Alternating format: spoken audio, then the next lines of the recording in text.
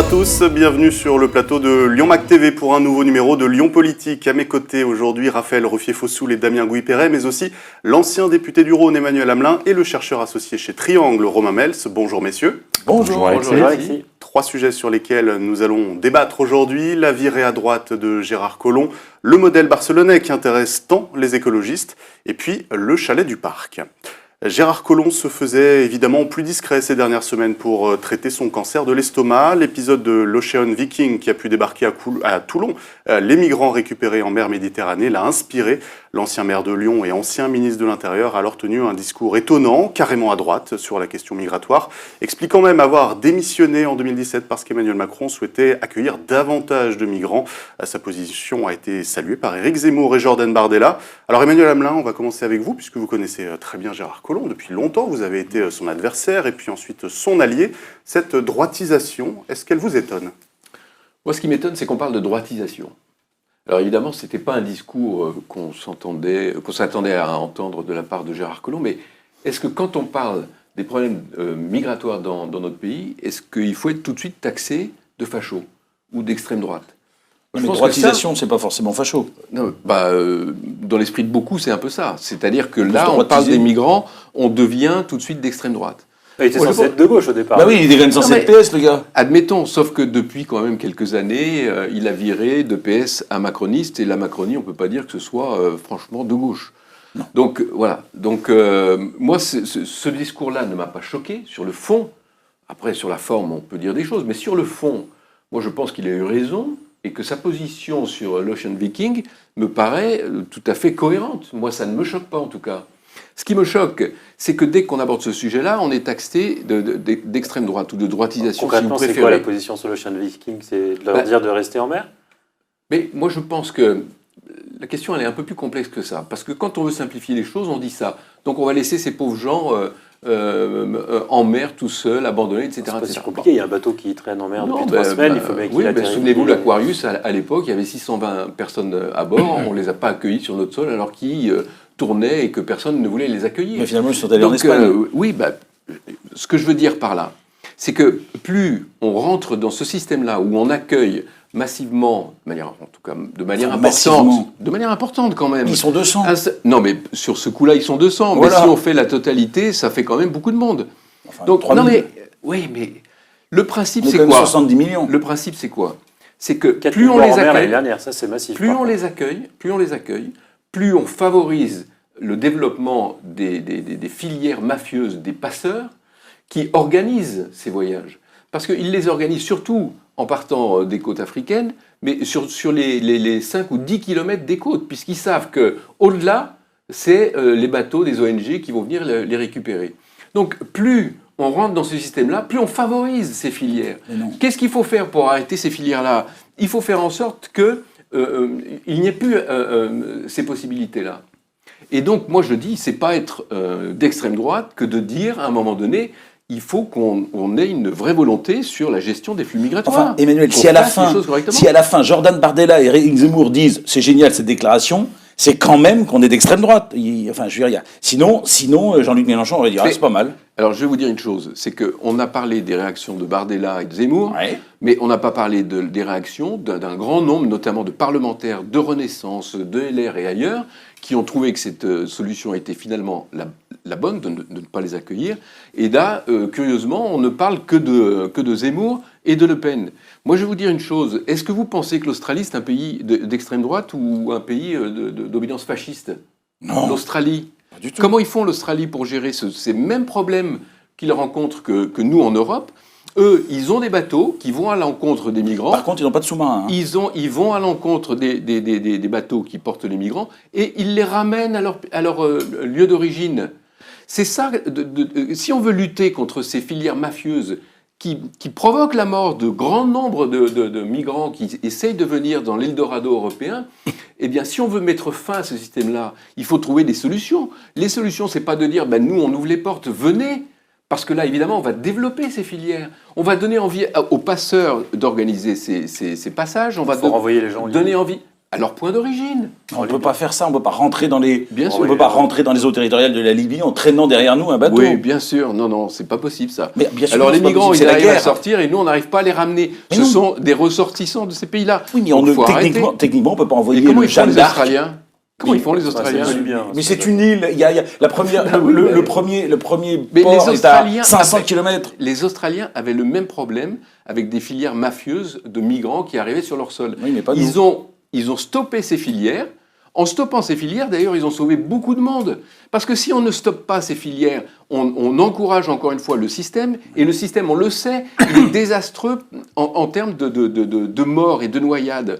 Donc qu'est-ce qu'on fait? On dit rien, on dit venez, prenez tous les risques, y compris celui de mourir, mais venez quand même. Enfin, il faut arrêter à un moment donné. Moi, je dis, si on ne veut pas, juste pour terminer, si on ne veut pas que ces filières-là se développent, et si on veut mettre fin à la traite d'êtres humains, il faut avoir, et c'est ce que je reproche beaucoup aujourd'hui, notamment à la France, mais aussi surtout à l'Europe, une politique claire en termes de flux migratoires et qu'on sache exactement ce que l'on veut et comment on veut faire. Pour revenir sur Gérard Collomb, qui du coup effectivement ne tient pas une position très socialiste, Damien, est-ce que ça vous perturbe, est-ce que ça vous choque ou finalement on l'a vu arriver? Ça ne me perturbe pas du tout. Gérard Collomb, il est comme tous ceux qui passent place Beauvau, c'est-à-dire qu'il devient pragmatique à partir du moment où il découvre ce qui se passe en France. J'avais une discussion avec Dominique Pernel, je m'en souviens, en 2012, qui me disait quand on passe dans un ministère régalien, on découvre vraiment les problématiques de la France. Et je pense que Gérard Collomb, ça lui a ouvert les yeux. Et d'ailleurs, je propose qu'on fasse des stages d'observation à toute la bien-pensance de gauche en passant à Beauvau pour aller s'apercevoir de ce qui se passe. Le discours que j'entends concernant les cris d'Orphée sur ces pauvres migrants qu'on va laisser en mer. Aujourd'hui, il faut quand même remettre tout ça, il faut remettre l'église au milieu du village. La réglementation internationale dit que c'est la terre la plus proche qui doit accueillir ces migrants. L'Italie repousse ces migrants. La logique des choses, c'est l'Italie qui est en dehors des clous. On n'a pas à récupérer ces gens-là. Et où j'adhère complètement à ce que dit Emmanuel Hamelin, c'est que là, ça fait une pompe d'aspiration. C'est-à-dire qu'aujourd'hui, en Libye, ils vont se dire, ça y est, en France, un port est ouvert, on va juste décaler les migrants de quelques kilomètres, et donc la France va les accueillir systématiquement. La solution, elle n'est pas là. Traiter Gérard Collomb de facho, il est juste pragmatique. Ça ne date pas d'aujourd'hui. Il a mis du temps pour arriver sur une politique qui n'est pas de droite, qui est une politique où on doit se poser des questions, on doit trouver des solutions. Est-ce que la solution, c'est de dire on vous accueille les bras ouverts? La réponse, elle est clairement non. La vraie réponse, c'est effectivement de gérer les gens au départ du flux migratoire, c'est de passer des accords avec les pays, c'est éventuellement que ces pays-là fassent leur propre job. D'ailleurs, la Libye, normalement, devrait empêcher ces bateaux de partir. Alors, vous allez me dire, en Libye, en ce moment, ils ont d'autres chats à fouetter. Oui, mais la problématique, la vraie problématique, elle est là, elle est juste là. Évidemment qu'il ne faut pas laisser les gens crever au milieu de la mer. Mais entre 200 personnes et le flux migratoire que ça risque d'engendrer, c'est-à-dire des dizaines de milliers de personnes, effectivement, moi, je pense que l'ouverture de ce port est une erreur à Toulon. Maintenant, juste pour en revenir à Gérard Collomb et à son discours, on dit aujourd'hui, tiens, subitement, il s'invente une nouvelle sortie de Beauvau, une nouvelle histoire. Moi, je pense que quand il est sorti de Beauvau, il est sorti pour plein de raisons, pour des raisons lyonnaises, etc. Évidemment qu'il n'allait pas nous déballer tout ce qu'il avait en tête et tous ses désaccords avec Emmanuel Macron à l'époque. Il est sorti déjà avec la tête très très haute. C'était pas en plus pour aligner effectivement tous ces désaccords avec Emmanuel Macron. Et qu'il le dise aujourd'hui, je ne suis pas complètement étonné. Je l'entends son discours en disant qu'il n'a pas voulu prendre la parole à l'époque pour ne pas faire élire Marine Le Pen.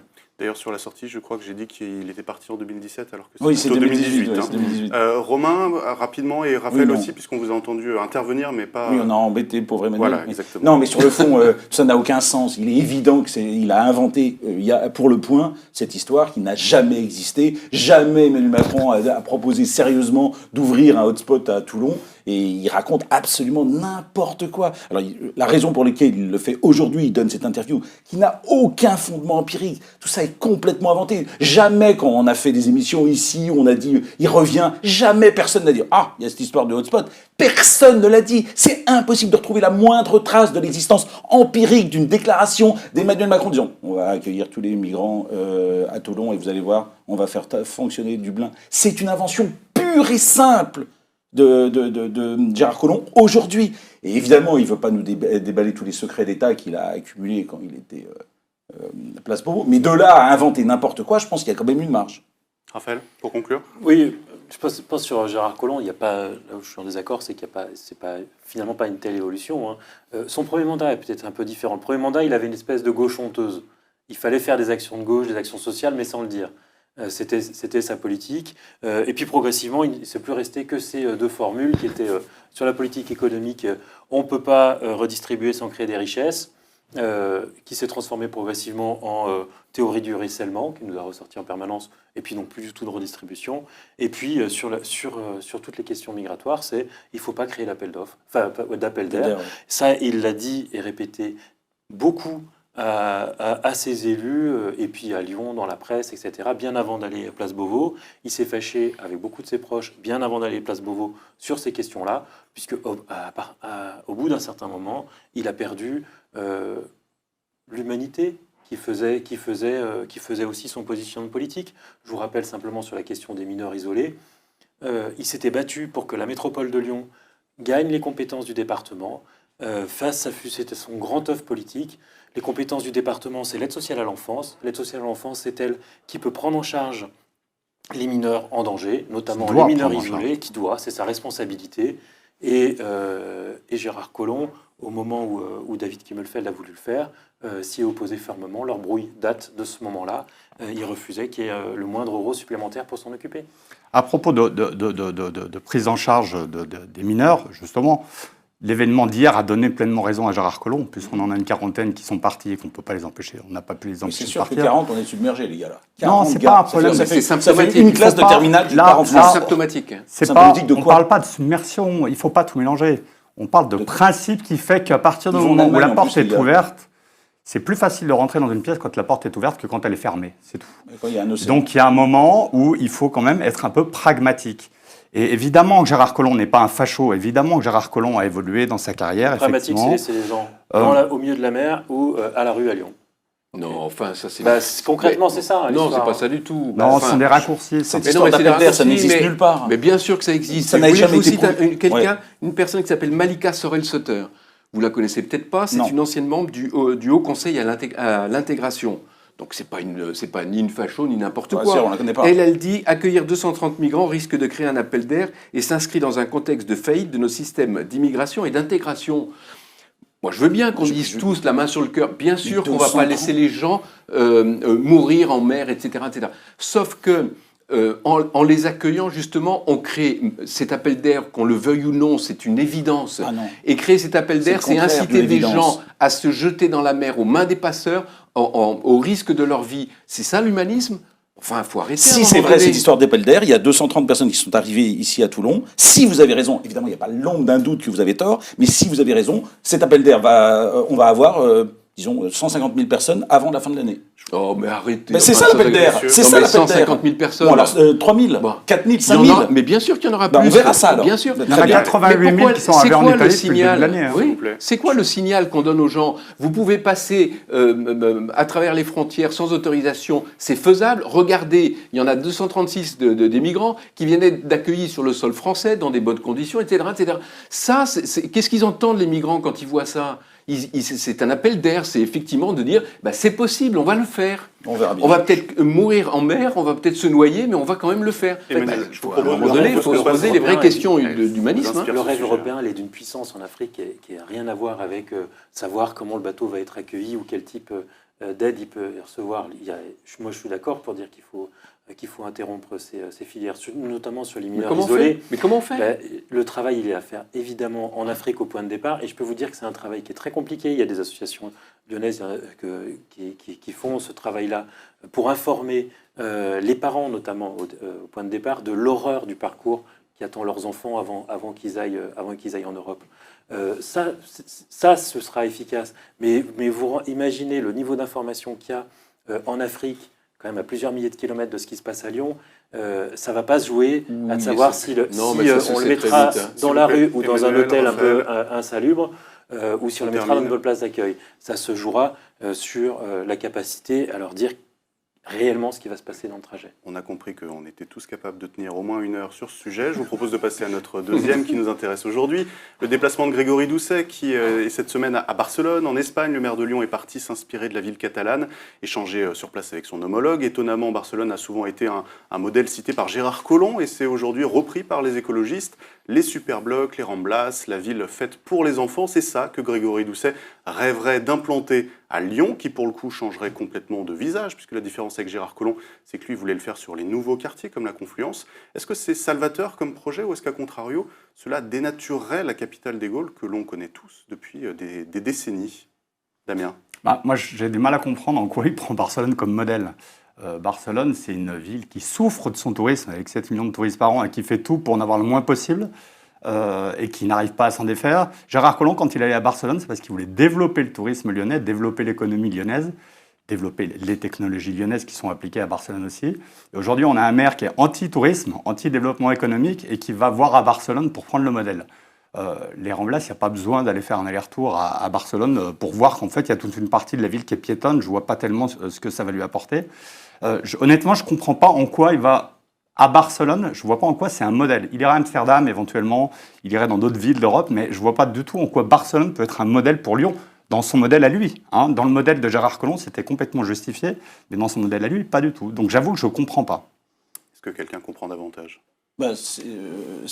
Barcelone, si, c'est quand même une ville de gauche, qui a été toujours une ville de gauche, et qui maintenant est une ville de gauche qui ressemble... Mais l'écologie, c'est pas réservé à la gauche. Arrêtez ce discours.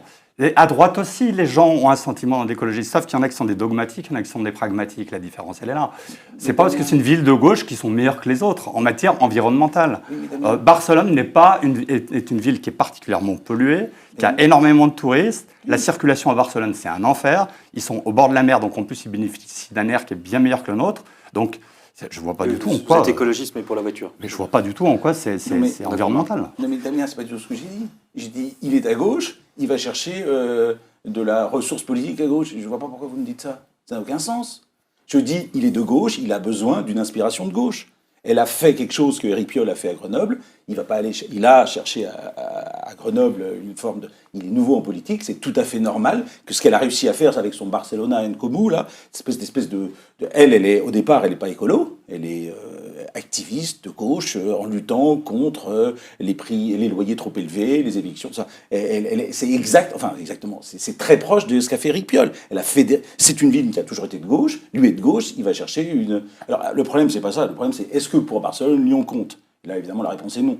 Barcelone se fiche complètement de Lyon. Mais lui, évidemment, il a énormément à tirer d'être adoubé comme le Ada Colo lyonnais. Emmanuel?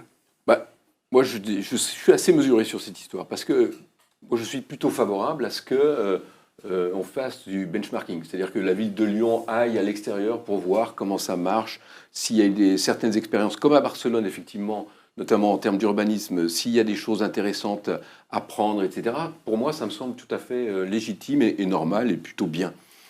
Après le choix de Barcelone, on peut se poser effectivement la question. Barcelone, c'est la 26e ville dans le classement des villes les plus écolos. Dans ce classement-là, dans le top 10, il y a 6 villes européennes. 6 villes européennes. Lyon, ils vont chercher la 26e. Bon. Alors Lyon est 36e, donc on peut toujours dire on peut faire mieux puisqu'il y a 10 places d'écart. Mais est-ce que c'est ça le bon modèle? Moi, c'est la question que je me pose. Moi, j'ai l'impression qu'on est beaucoup plus sur de l'affichage parce qu'il y a 2-3 initiatives qu'on connaît avec les superblocs là, qui se font, etc. Il y a 2-3 choses. Bon, est-ce que c'est légitime d'aller là-bas pour se rendre compte? De mon point de vue, pas forcément. Mais encore une fois, je ne jette pas la pierre et je ne dénonce pas la démarche. Mais je dis qu'il y a peut-être d'autres choses à faire si on veut s'inspirer de ce qui se passe et de ce qui se fait de mieux dans le monde. En Europe, on a 6 villes dans le top 10. Peut-être démarrer par aller voir ces villes-là et puis essayer de s'inspirer des bonnes pratiques. Mais sur le principe, aller chercher à l'extérieur les bonnes idées me semble une bonne chose. Voilà, après, il faut faire les bons choix. Simplement, Raphaël, avant de vous donner la parole, expliquer ce qu'est qu'un super bloc. C'est un quartier en forme de carré où la circulation est exclue ou en tout cas fortement non recommandée. La circulation est tout autour et à l'intérieur, donc les gens sont en vélo ou à pied. Oui, je trouve qu'il y a vraiment de la polémique pour pas grand-chose. Qu'un maire d'une grande ville à Lyon aille voir ce qui se passe dans les autres grandes villes, ça me paraît tout à fait bénéfique. Il y va en train en plus, on ne peut pas lui faire le reproche. Il n'y a plus d'avion. Hein, donc, Il y a plus de train. Ouais, Il y a il y a plus de train. il y a plus de train non plus, ouais. Ça, c'est le point un peu triste. Et en plus, effectivement, les préoccupations de Barcelone correspondent aux préoccupations qu'ils peuvent avoir, puisqu'effectivement, c'est une ville qui a été victime de son tourisme. Ça a beaucoup inspiré Lyon avant, à l'époque de Gérard Collomb, de Jean-Michel Laclin, qui ont essayé de comprendre qu'est-ce qui avait fait déraper les choses à Barcelone. Et pour l'éviter, ça a plutôt été fait intelligemment d'ailleurs, parce que le tourisme lyonnais n'est pas celui de Barcelone. Et aujourd'hui, leur problématique à Barcelone, c'est de regagner de la qualité de vie pour les habitants, faire une ville à hauteur d'enfants, faire une ville pour les piétons, toutes les problématiques que les écologistes souhaitent faire à Lyon aussi. Donc ça me paraît tout à fait cohérent qu'il y aille. Je vous propose de passer au Chalet du Parc, notre troisième sujet, l'ancien restaurant du bord de lac au parc de la Tête d'Or, qui a été confié au projet mené par Yann Arthus Bertrand, qui installera sa fondation Good Planet. D'ici la fin du mandat, le Chalet du Parc doit rouvrir ses portes avec à la clé un bail amphithéotique de 50 ans. Déjà, les premières critiques fusent. Yann Arthus Bertrand ne serait qu'un homme de paille, un prête-nom pour You, Volem et la Banque des Territoires. Et d'un tiers-lieu écolo, on passerait à une machine à cash avec restaurants, séminaires, sans oublier le flou total sur les garanties financières du projet lauréat qui ont été dénoncées par le maire du 6e. D'où ma question, Grégory Doucet, s'est-il piégé tout seul dans un système qu'il jurait vouloir combattre lors de la campagne de 2020 ? Quand on avait préparé le débat, vous demandiez si le Chalet du Parc serait le nouveau musée des Confluences. On en est quand même très loin, puisque là, on est sur une opération qui se fait sur financement privé. C'est vrai qu'elle est risquée. Honnêtement, Gérard Collomb ne l'a pas fait pendant 20 ans. Les gros acteurs de Lyon qui étaient capables de s'en emparer n'y sont pas allés, et pourtant, ils ont tous étudié le dossier. Donc, avant que ça devienne une machine à cash, regardons s'ils arrivent à trouver un équilibre sur ce projet qui est compliqué, parce que c'est au milieu du parc, que du coup, c'est pas ouvert en permanence, que c'est un bâtiment qui est quand même assez ancien. Donc s'ils arrivent à que ce ne soit pas un fiasco financier, ce sera une réussite.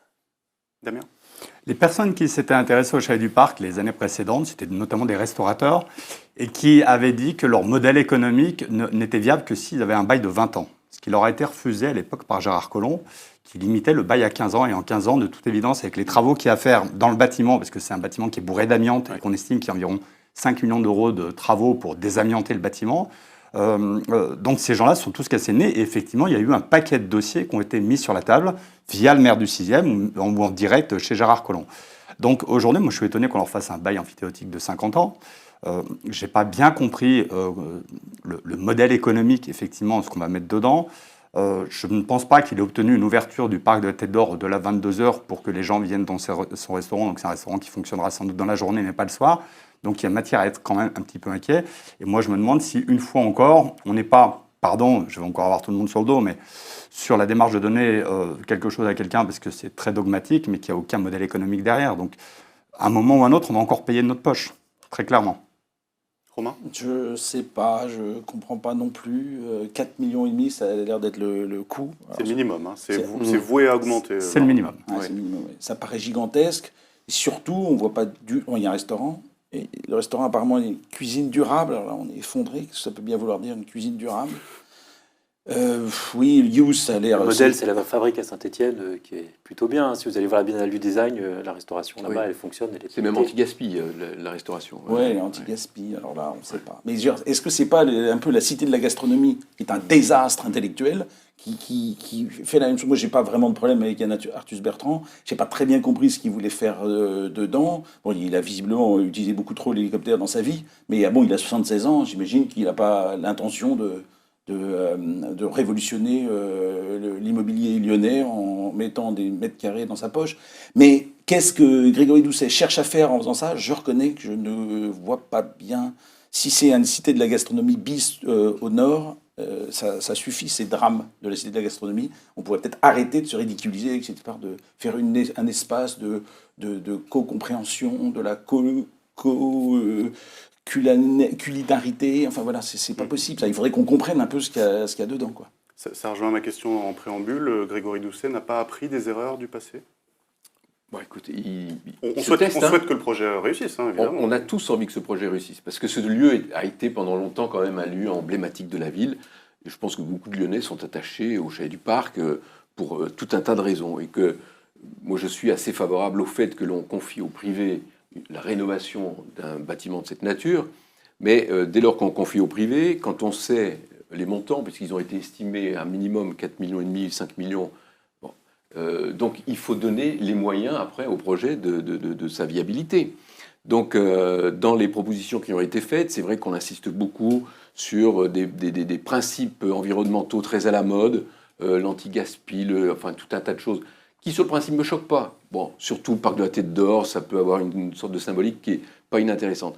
Mais effectivement, je suis assez d'accord avec Romain, méfions-nous quand même, parce que la Cité de la Gastronomie avait à peu près les mêmes ambitions, et que ça a été une catastrophe, et que là, ce qui est encore plus inquiétant, au-delà du principe, alors qu'il y ait un bail de 50 ans, ça ne me choque pas encore une fois, parce qu'il faut donner le temps au projet de trouver sa viabilité économique et financière.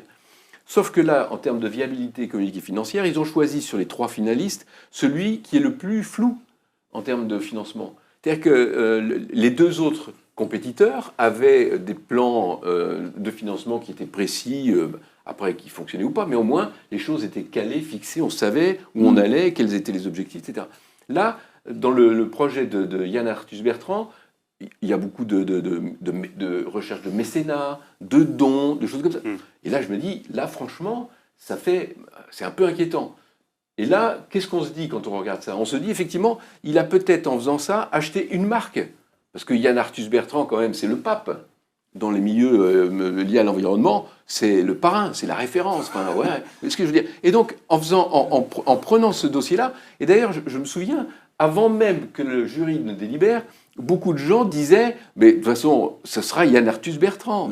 Parce qu'on sentait bien qu'il y avait une volonté de la part de Doucet de se donner une estampille, voilà, de dire, oui, moi je suis un vrai écolo, vert, etc. Vous voyez, c'est à Yann Arthus Bertrand, notre père à tous, à qui je vais confier ce projet, qui est un projet emblématique.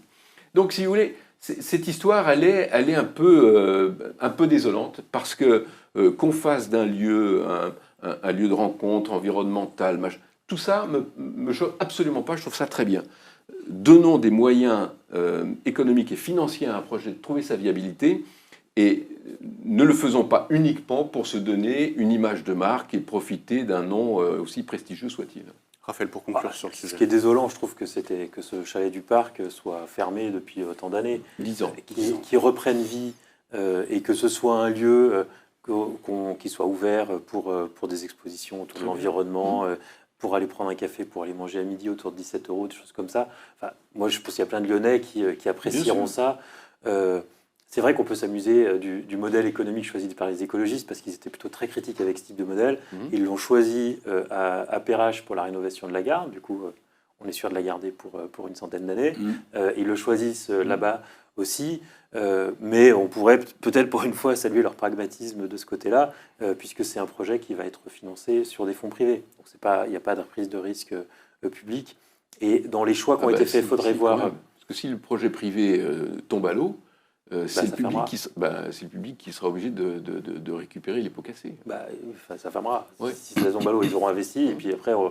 On peut toujours réattribuer des lieux. On n'est pas obligé de remettre forcément de l'argent public. On verra à ce moment-là si jamais ça arrive. Et sinon, dans le choix des candidats, c'est vrai que sur l'appel d'offres, comme souvent, il y a des concurrents qui ont été déçus. Il y a des choses qui sont à observer. Effectivement, est-ce que c'était pas un marché pipé d'avance avec la volonté de faire gagner quelqu'un? Mais de l'extérieur, à première vue, ce qu'on voit quand même, c'est qu'ils ont choisi le candidat qui était peut-être plus flou, mais qui avait le plus de capacité à aller chercher des fonds. Et on sait que sur ce projet-là, il faudra beaucoup de fonds. Il nous reste 2 minutes. Je vous propose de vous frustrer un peu, puisque j'imagine que vous avez envie d'en parler plus longtemps que le temps que je vais vous accorder. En 10-15 secondes, ce matin, vendredi matin, des militants de Dernière Rénovation ont bloqué l'autoroute au niveau du musée des Confluences pour réclamer des fonds pour la transition énergétique, notamment des bâtiments. Jusqu'à présent, ça se faisait beaucoup autour de Paris. Là, ça arrive à Lyon. Ils ont promis de nouvelles actions dans ces prochaines semaines. Est-ce que c'est productif, contre-productif? Romain, pour commencer, j'y tiens, 10-15 secondes. Parce que je fais 10-15 minutes quand on me dit 10-15 secondes. Allez, vous perdez du temps, là. Je dirais que les gens qui font ça prennent un risque personnel incroyable et ils doivent être dans une situation psychologique et de motivation politique incroyable. Et donc, ça veut dire qu'on est vraiment au bord du gouffre. Emmanuel? Moi, je suis contre toutes les actions radicales. Moi, je ne comprends pas ce genre de situation. Franchement, pour moi, c'est créer des gènes et des problèmes alors qu'il n'y en a pas forcément. Il y a d'autres manières de faire entendre sa voix que d'embêter tout le monde ou de saccager les œuvres d'art. Donc moi, tout ce qui touche au radicalisme m'hérisse les poils et donc je ne peux pas entendre ni accepter ce type de démarche. 10-15 secondes, mais pas dans l'espace-temps d'Emmanuel Hamelin, Raphaël. Je ne trouve pas que l'action soit choquante. Il y a une réaction des jeunes qui estiment qu'on ne mène pas les politiques qu'il faudrait pour assurer l'avenir. Qu'il y ait ce type d'action, ça me paraît logique. Mon inquiétude, c'est qu'ils sont peu nombreux pour les mener. Et bloquer l'autoroute quand on n'est qu'une dizaine, effectivement, c'est prendre des risques qui, à mon sens, sont inconsidérés. Ces genre de choses, il faut le faire en étant une cinquantaine, une centaine. Damien ? La liberté s'arrête où commence celle des autres.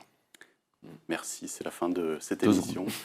Merci à tous pour ces débats, merci à vous qui nous regardez. Vous pouvez évidemment commenter, partager la vidéo et vous abonner et je vous dis à bientôt.